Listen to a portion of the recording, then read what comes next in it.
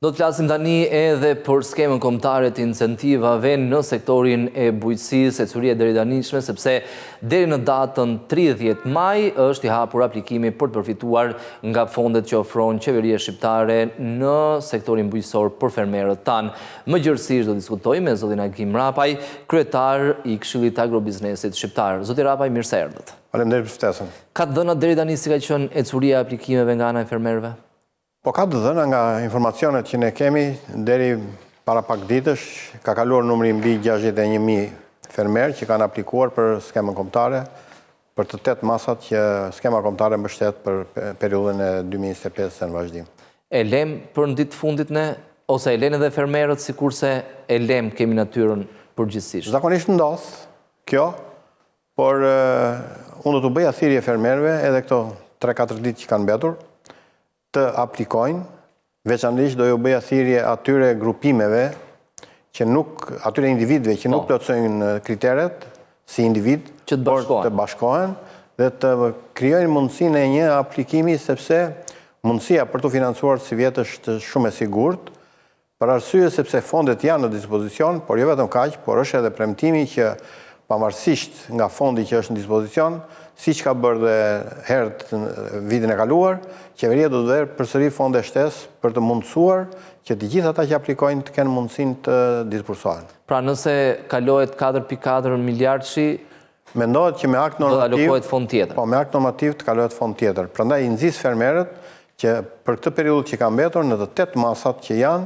të aplikojnë në mënyrë të tillë që të kemi mundësinë që ne ta bëjmë realitet këtë akt normativ që na është premtuar. Dhe të gjithë do fitojnë, nuk do ketë kufizim në aplikime, nëse do të ketë raste pasaj që mund të kenë probleme në dokumentacione. Problemi i dokumentacionit është një problem që nuk është i pasgjithshëm për ata që e kanë mundësinë. Më pas. Por duke pas parasysh që ne kemi rreth 100.000 fermerë me NIPT, ka akoma rezerva që ata të mund të aplikojnë dhe ne të kemi mundësinë ta tejkalojmë dhe ta disbursojmë këtë fond prej 4.4 miliardë në mënyrë që të marrin fondet tjera. Ky është qëllimi jon, prandaj do bëjmë thirrje vazhdimisht fermerëve që të aplikojnë, që të mundësojmë marrjen e fondeve tjera përveç këtij 4.4 miliardë. Ata pse nuk aplikojnë, zoti Rapaj? Pjesa e mbetur e 100 e pak mijë fermerëve që mund të jenë të regjistruar me NIPT. Ka disa arsye.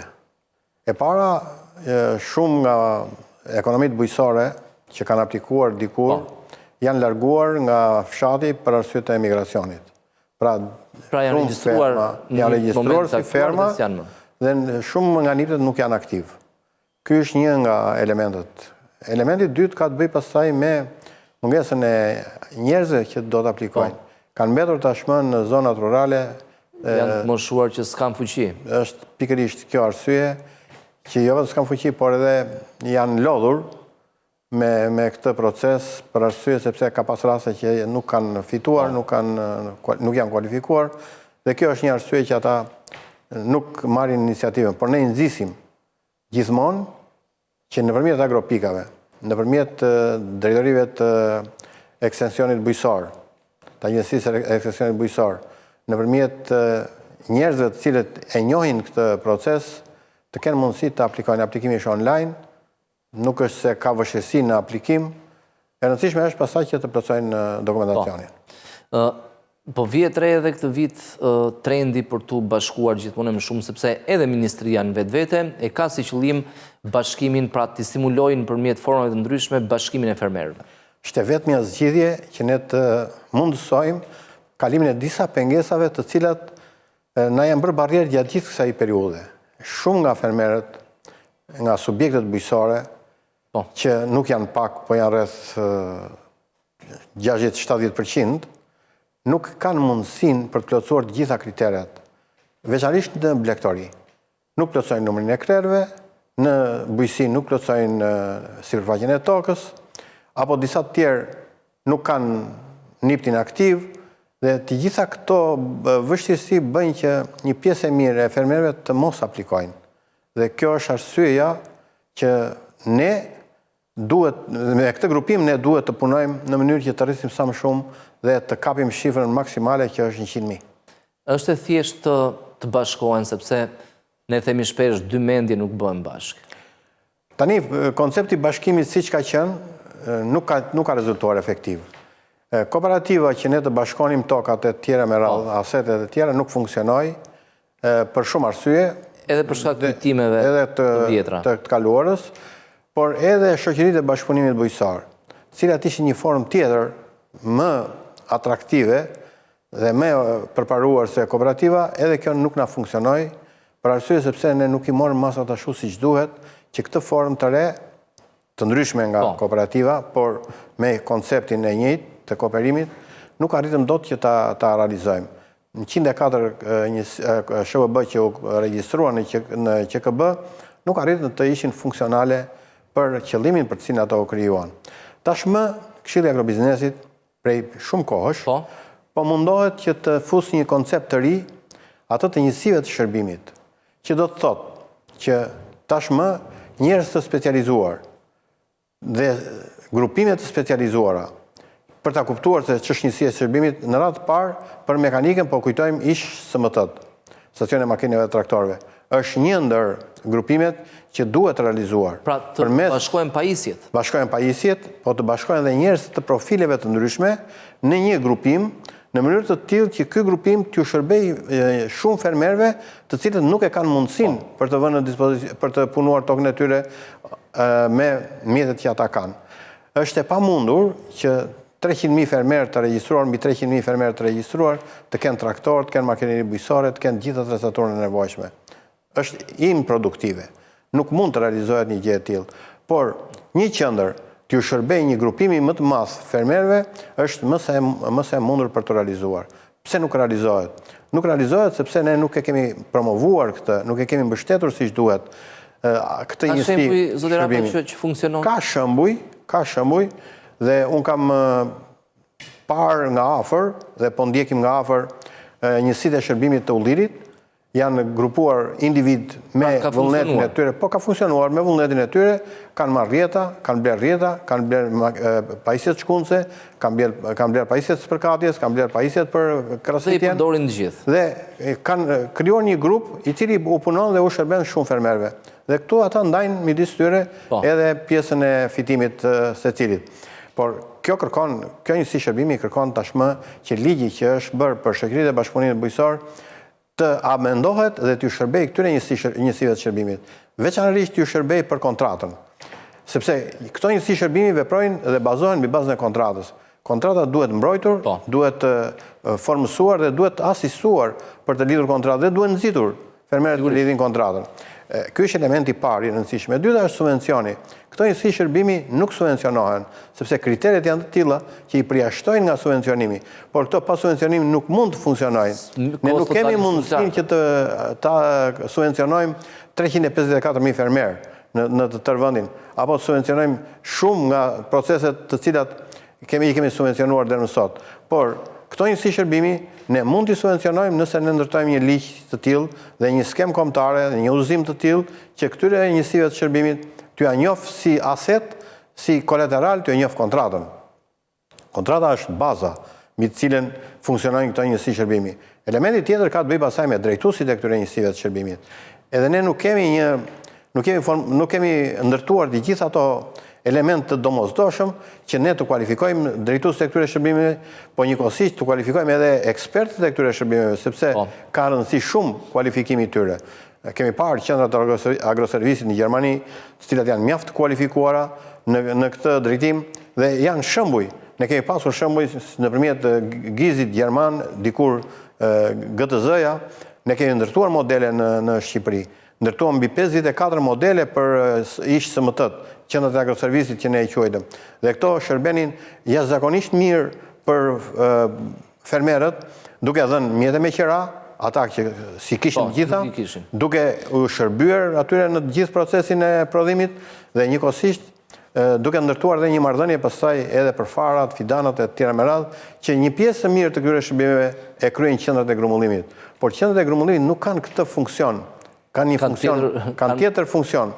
Dhe në bashkëpunim qendra e grumullimit me me këto njësinë e shërbimit mund t'i shërbej shumë mirë një grupimi të madh fermerësh. Nuk ka nevojë të bashkohen as stokat, nuk ka nevojë të bashkohen as asetet tjera, në mënyrë të tillë që ne mund të realizojmë një produktivitet shumë të lartë dhe të rrisim produktivitetin në tërësi në sektorin e bujqësisë. Ka vullnet, zoti Rapaj, nga Ministria, keni pasur në diskutim, propozim? Vullnet nga Ministria me dëshirë ka, sepse Ministria aktuale futi në proces shpërblimin për prioritizuar me prioritet të grupimeve. Dhe në skemën e mëparshme ishin 307 grupime, të cilat pasi u formësuan, u kualifikuan 100%, dhe në të njëjtën kohë u disbursuan fondet 100%, pavarësisht se në të tjera, në fermerët e tjerë që ishin jo të grupuar, nuk u morë 100% kur te kaloi limiti, për këto grupime u vendos që të disbursoj 100% fondi pavarësisht nga limitet që kishin në tavanet limit. Zoti Rapaj, shumë fermer janë të vegjël në vendin tonë dhe ne diskutuam edhe vështirësitë që ata kanë për të bashkuar për të bërë të mëdhenj. Mendoni se mund të jetë me udhës një subvencion në vlerë cash, për shembull 5.000 euro, po e përmend me euro, për ferm edhe për fermer, për shembull i regjistruar me NIP dhe ai e përdor kur ka nevojë për naftë, e përdor për naftë, kur ka nevojë për fidan, i përdor për fidan parat. Shiko, ka tashmë ne po ecim me shpejtësi drejt procesit integrimit dhe përqendrimi vëmendja do përqendrohet tek forma që ndjek Bashkimi Evropian.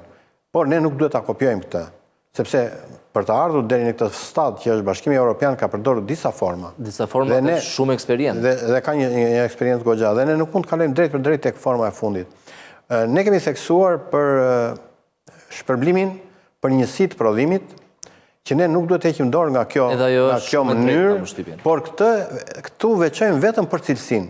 Pra, ne mund të veçojmë shpërblimin për njësi prodhimi për cilësinë e parë, për cilësitë të cilat ne kemi nevojë për të parë dhe për të ndikuar që prodhimi të jetë sa më cilësor. Ky është një ndër momentet që ne mund ta studiojmë për të shpërblyer për njësi prodhimi, dhe kjo është domosdoshmëri për të parë dhe për të studiuar. Ndërsa, përsa i përket elementeve tjerë të subvencionit, ne duhet të kalojmë tek një farë unifikimi në subvencion me rajonin. Ne duhet ndjekim politikat e rajonit. Vlera sa jepet? Po, pikërisht për vlerat edhe për mënyrën. Se si ata ndërtojnë... Rajoni e jep për njësi? Ka në rajon që japin për njësi.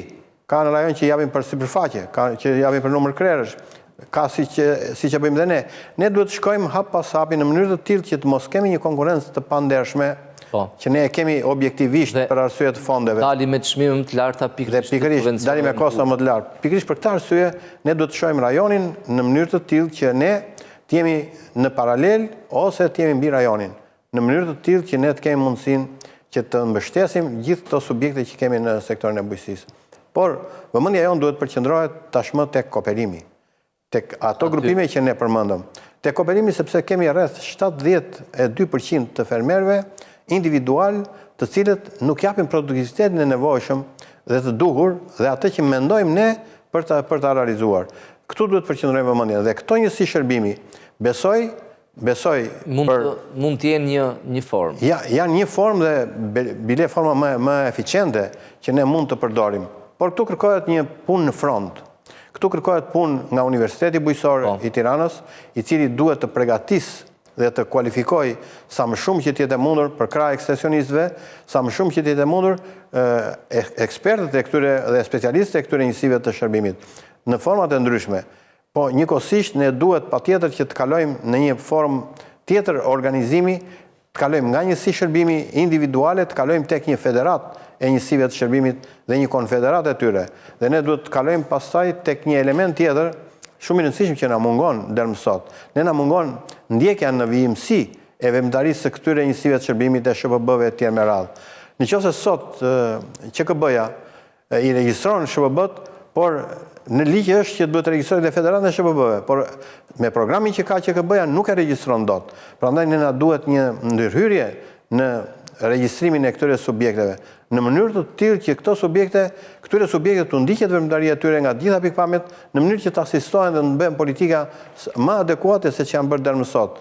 Por me këtë mënyrë si që kemi sot dhe me këto hapa që kemi hedhur dhe me shpejtësinë që ka marrë procesi i integrimit, ne mund ndodhemi para vështirësive nëse nuk veprojmë shpejt që tani hap pas hapi. Do të veprojmë tani sepse konkurenca pastaj kur ta ndarësojmë do të jetë shumë me ashtë. Jo, vetëm do jetë konkurenca, por do jenë shumë rregulla të tjera që ne do ta kemi shumë vështirë për t'i kapërcyer apo për të updateuar me procesin. Prandaj është domosdoshme që ne të kalojmë tashmë dhe të zvogëlojmë sa më shumë që të jetë mundur informalitetin. Po.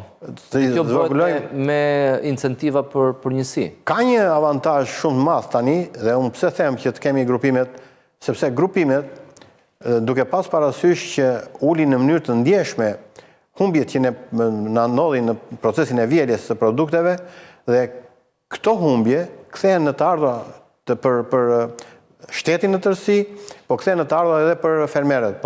Nuk është e nevojshme që fermeri të jetë tashmë një fermer që ka dalë në pension, të jetë pothuajse çdo ditë në parcelat e veta, siç ndodh sot, por ai mund të jetë atje vetëm kur e ka të nevojshme njësia e shërbimit për të ballafaquar ose për të parë ecurin. Për të parë ecurin. Po i gjitha kjo, zotë Rapaj, nevojitet që të shoqërohet edhe me rritje të fondeve, me rritje të subvencioneve? Është domosdoshmëri, jo vetëm subvencionet, sepse ne s'duhet përqendrohemi te subvencionet, por duhet përqendrohemi tek investimet. Është më se domosdoshme tashmë që po flas për blegtorin, një element që ka ngelur pa u zgjidhur dhe është thënë që do zgjidhet, ka qenë çështja e kullotave. Ne duhet të kthejmë vëmendjen nga kullotat. Sot kullotat janë në administrim të Ministrisë Mjedisit, të Turizmit dhe Mjedisit. Duhet i ketë Ministria e Bujqësisë. Ministria e Bujqësisë, jo pushteti vendor. Nuk bëhet fjalë, pushteti vendor ka pjesën e vet, por menaxhimin dhe administrimin e kullotave e bën Ministria e Turizmit, duhet ta bëjë Ministria e Bujqësisë. Dhe kjo duhet kaloj, ky element nuk duhet të vazhdojë më kështu. Pyet dhe kullotat kanë qenë objekti Ministrisë Bujqësisë dhe duhet të jenë objekti Ministrisë Bujqësisë në këtë legjislaturë që vjen. Dhe kjo duhet rregulluar, sepse kullotat kanë ngelur jashtë vëmendjes për investime. Por duke ngelur kullotat jashtë vëmendjes për investime, kanë ngelur jashtë vëmendjes edhe blegtoria. Dhe janë të lidhura drejt për drejti. Po pikërisht. Këtu jemi në një disakordancë të organizative më shumë, që është e mundur të zgjidhet. Është momenti tashmë që me që po riformohet qeveria dhe po ndahen kompetencat e ministrive, është momenti tani për të bërë edhe kjo.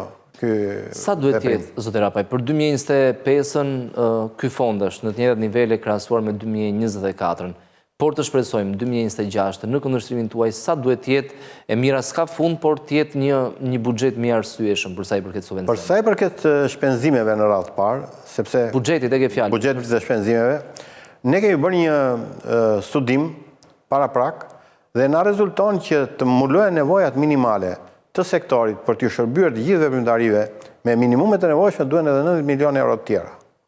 Kështu që kjo është për të parë në buxhetin afatmesëm. Ndërsa për sa i përket subvencioneve, ideja është që nëse ne nuk marrim disa masa për të nxitur fermerët për të aplikuar në subvencione dhe nuk rrisim tarifat e subvencioneve, që ne kemi hapësirë në dy drejtimet, edhe për të rritur numrin e fermerëve, edhe për të rritur sasinë e subvencioneve në vlerë. Këto do të shkojnë paralelisht, por ne duhet ta kthejmë vëmendjen tashmë tek disbursimi.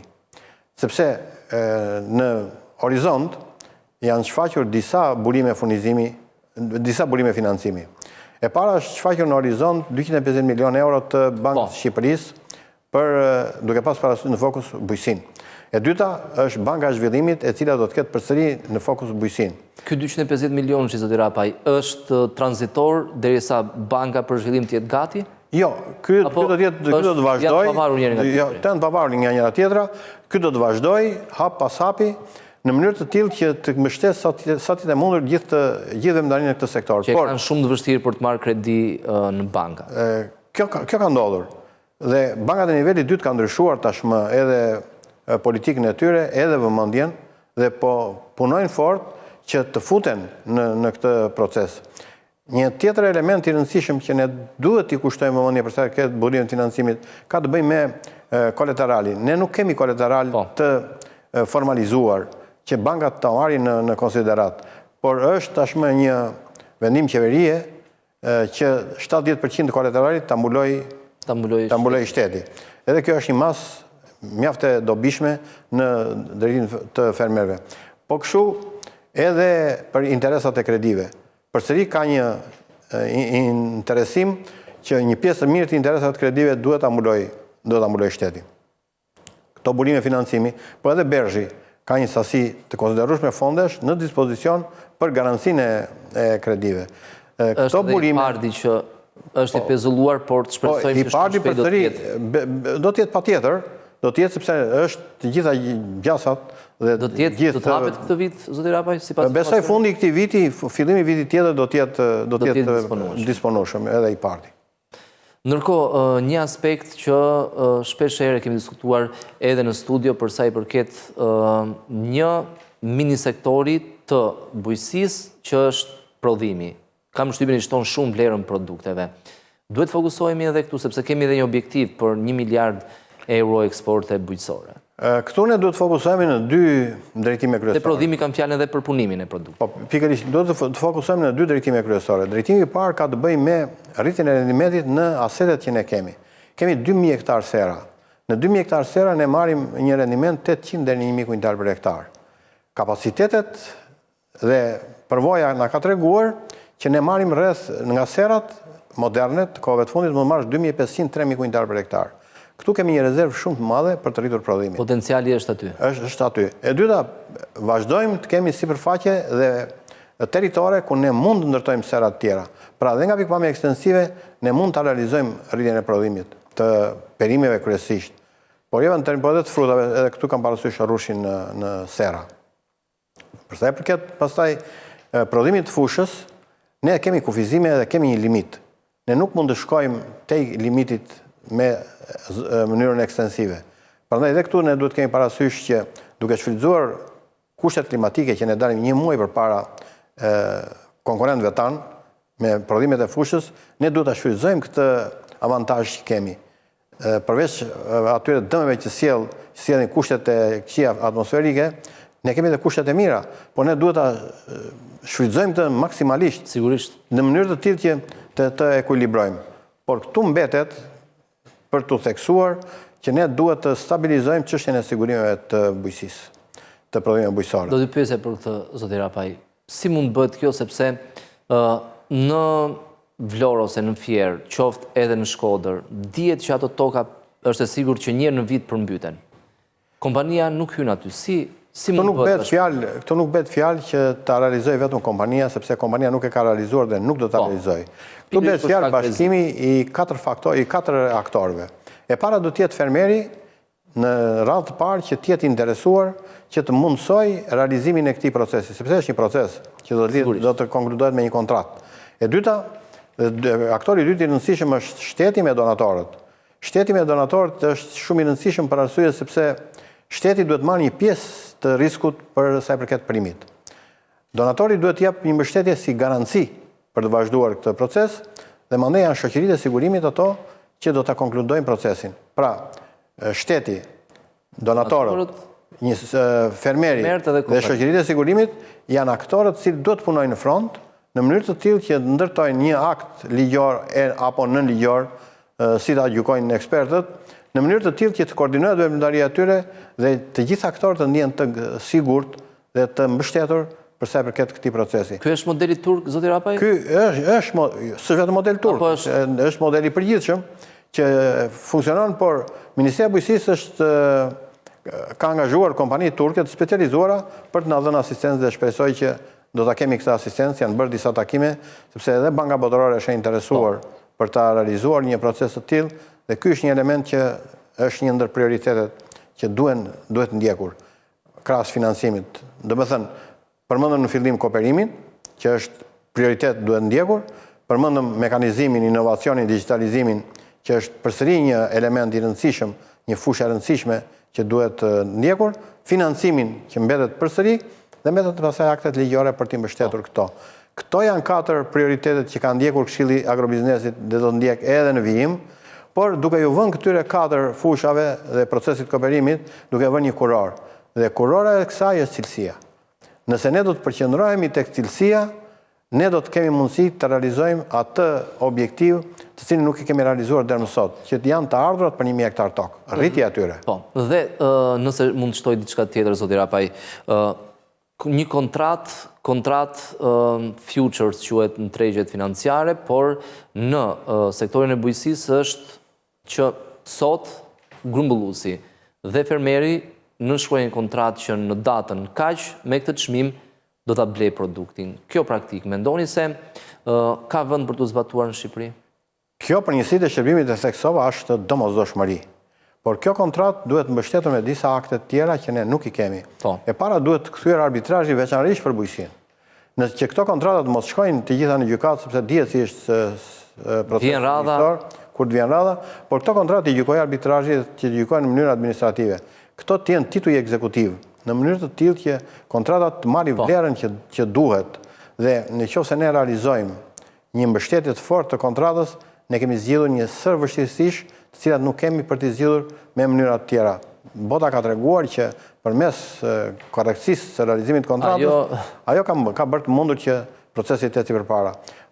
Kjo është shumë e rëndësishme dhe ne si Këshill Agrobiznesi do të mbledhim kongresin në muajin nëntor, kemi 25 vjetorin, si vjet. 25 i Kashit. 25 vjetori i Kashit, dhe këtu, pikërisht këto probleme do të jenë në qendër të vëmendjes së diskutimeve tona dhe të përgatitjes për kongresin. Dhe për këtë po na ndihmon UNIDO, një projekt i Organizatës Kombeve të Bashkuara, që po merret me cilësinë, dhe kjo është shumë e rëndësishme sepse po realizohen një proces në front, në disa drejtime, në drejtim të kooperimit, në drejtim të mekanizimit, inovacionit, digitalizimit, të financimit dhe të përmirësimeve ligjore. Zoti Rapaj, faleminderit që ishit në studio. Të shpresojmë që një pjesë e mirë e këtyre sugjerimeve që janë të mirë të sektorit bujqësisë, të fermerëve, të merren parasysh, sepse realisht jemi rrugën drejt integrimit në Bashkimin Evropian dhe çdo gjë aty do të jetë ndryshe. Edhe unë ju falenderoj juve që i trajtoni këto probleme vazhdimisht, sepse janë domosdoshme për fermerët.